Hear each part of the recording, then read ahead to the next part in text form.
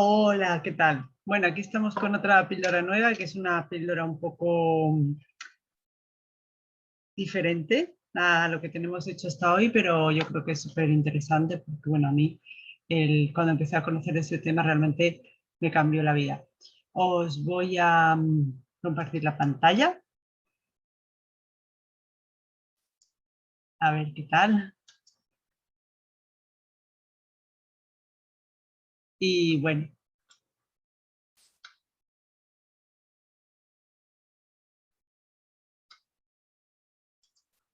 ahí estamos. Bien, sobre la continuidad de la conciencia después de la muerte. Una ECM, una experiencia cercana a la muerte, y vamos a seguir en nuestro trabajo, básicamente vamos a seguir al doctor Pim Van Lommel, que es, sin lugar a dudas, pues, digamos, la persona que yo más admiro en este campo, ¿no?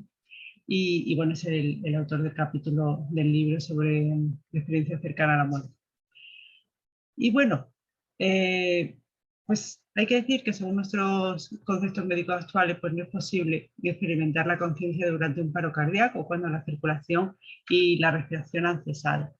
Pero durante el periodo de inconsciencia, debido a una crisis que amenaza la vida, como los pacientes con paro cardíaco, pues pueden comentar la aparición paradójica de una mayor conciencia experimentada en una dimensión sin nuestro concepto convencional de tiempo y espacio, con funciones cognitivas, con emociones, con identidad propia, con recuerdos de la primera infancia y a veces con percepción no sensorial fuera de su cuerpo sin vida. Bueno, pues esto es lo que se llama una experiencia cercana a la muerte, o una ECM, y también en inglés es muy común que lo encontremos como ND, de Near Death Experience.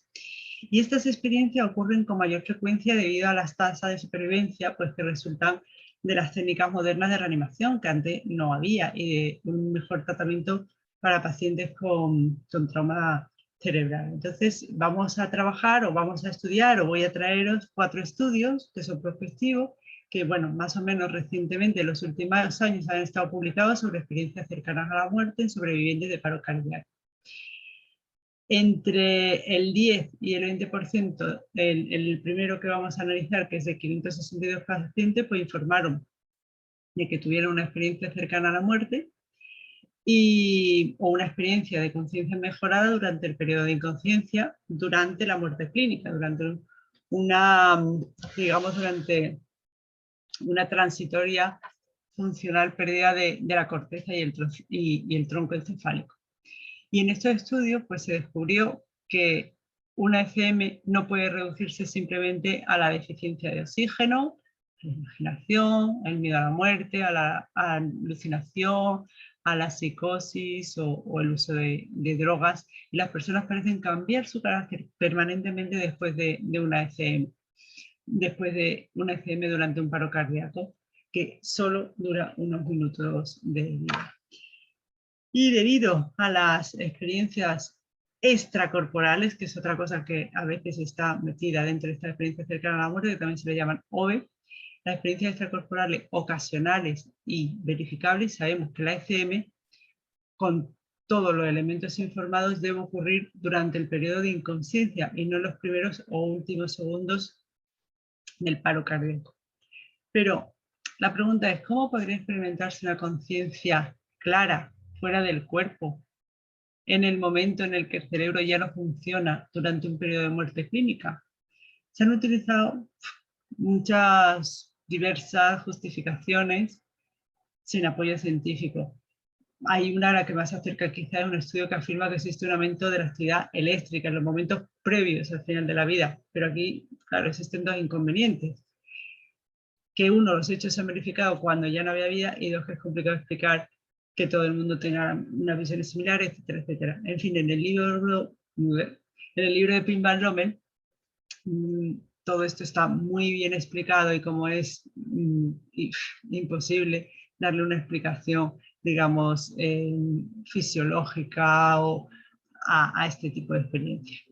El estudio científico de la ECM nos lleva al límite de nuestras ideas médicas y neurofisiológicas sobre el rango de la conciencia humana y la relación mente-cuerpo. Entonces surge la pregunta, ¿cómo se relaciona la conciencia con la integridad de la función cerebral y cómo puede la investigación científica sobre ECM ayudarnos a comprender más sobre el misterio de la relación mente-cuerpo? Y también la gran pregunta, ¿hay alguna base biológica de conciencia de todos modos? Bueno, aquí traigo a Juan Manuel Pascual y bueno, hay otros autores, pero él es malagueño y es un gran investigador que está en la Universidad de Texas. Y eso, lo que estoy, esta historia de la ECM, en verdad se ancla en investigaciones muy recientes, muy avanzadas, como la del doctor Pascual, que afirma que la mente no existe. Entonces, es muy interesante porque afirma pues eso, que los griegos que no tenían el problema entre la mente y el cuerpo que ha venido después, que es una teoría de venida de Descartes, etc. Y el problema empieza, pues eso, cuando Descartes empieza a decir que pienso luego existe, diferenciar claramente la mente del cuerpo, y ahí es donde empiezan los errores, se ha creado un malentendido, porque la mente es una suma de capacidades que tiene el ser humano. Entonces, no hay un sitio dentro del cerebro donde a alguien se le proyecta la pantalla de su vida. No hay un sitio de almacenamiento de vivencias, de ideas, etcétera. Eso es absurdo. Y aunque el cerebro es necesario para hacer esas cosas, pero ahí no está. Entonces, esos atributos que se dicen del cerebro, o puede ser pensar o recordar, comportarse de una manera u otra, etcétera, no son atributos mentales, son atributos de la persona. Y se habla de que la memoria reside en una parte del cerebro, pero eso no es cierto, porque en verdad no se sabe todavía ni cómo funciona la memoria. Y bueno, ese sería otro tema para hablar, pero la cuestión es que hay algo que parece que está todavía muy, muy verde, que es sobre la mente, el cerebro, la conciencia, dónde está cada cosa, ¿no? Ahí habría mucho, mucho que hacer. Y bueno, siguiendo con nuestro autor, con Juan Lommel, pues desde la publicación de los cuatro, él hizo cuatro estudios importantes y bueno, y vamos a ver hoy, como he dicho, una serie de estudios porque creo que eso es la clave para hablar con rigurosidad sobre las ECM, ¿no? Y desde la publicación de los cuatro estudios prospectivos sobre ECM que se han hecho, que son los que vamos a ver hoy, en sobrevivientes de paro cardíaco, con resultados y conclusiones sorprendentemente similares, pues el fenómeno de la ECM, pues en verdad no puede ser ignorado científicamente porque los datos están ahí, en lo que vamos a ver en esta píldora y en lo que les traigo yo aquí.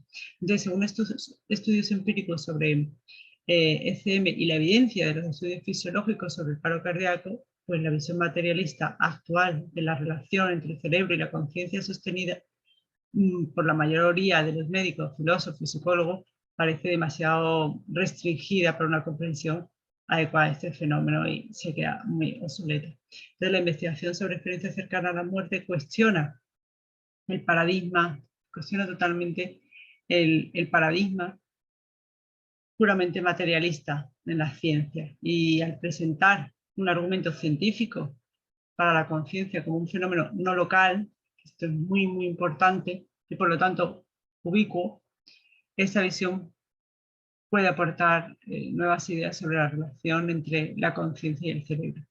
Y ahora hay buenas razones para suponer que nuestra conciencia no siempre coincide con el funcionamiento de nuestro cerebro. La conciencia mejorada, incluso con la posibilidad de percepción, aparentemente puede experimentarse independientemente del cuerpo sin vida, lo cual es increíble, pero así es porque así se ha demostrado. Y los estudios sobre ECM parecen sugerir que nuestra conciencia no reside en nuestro cerebro. Ya si Pascual hablaba de la memoria, etcétera, pues parece que la conciencia tampoco reside en nuestro cerebro y no se limita a nuestro cerebro, porque nuestra conciencia tiene propiedades no locales. Y de acuerdo con esta hipótesis, nuestro cerebro parece tener una función facilitadora y no una función productora para experimentar conciencia. No sé si ha quedado un poco turbio lo que he dicho, pero esa yo creo que es la clave de todo, ¿no?